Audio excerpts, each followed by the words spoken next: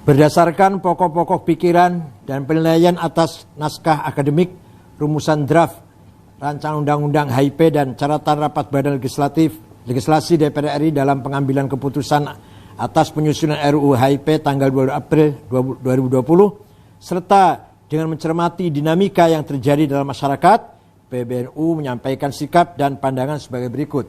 1. Pancasila sebagai kesepakatan final tidak membutuhkan penafsiran lebih luas atau lebih sempit dari penjabaran yang sudah dituangkan dalam pembukaan Undang-Undang Dasar 1945 beserta situasi batin yang menyertai rumusan finalnya pada tanggal 18 Agustus 1945. 2. Rancangan Undang-Undang HIP dapat menguak kembali konflik ideologi yang bisa mengarah kepada krisis politik.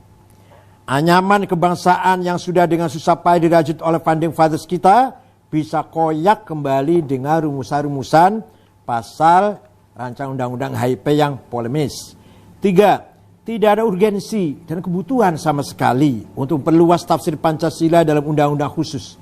Pancasila sebagai filosofis, groundwork dan state fundamental norm merupakan pedoman yang mendasari platform pembangunan nasional. Jika dirasakan ada masalah mendasar terkait pembangunan nasional di bidang demokrasi politik Pancasila, maka jalan keluarnya adalah reformasi paket undang-undang bidang politik, legislative review.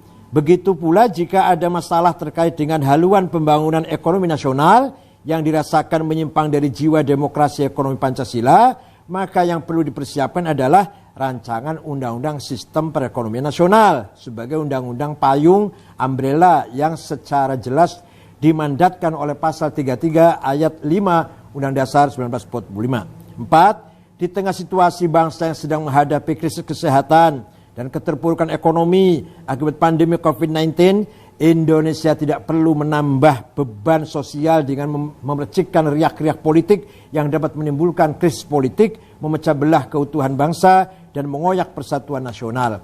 5. Sebaiknya proses legislasi rancangan undang-undang HIP dihentikan dan seluruh komponen bangsa memusatkan energinya untuk keluar dari pandemi dan berjuang memulihkan perekonomian nasional. Sekian, Jakarta 24 Syawal 1441 atau 16 Juni 2020.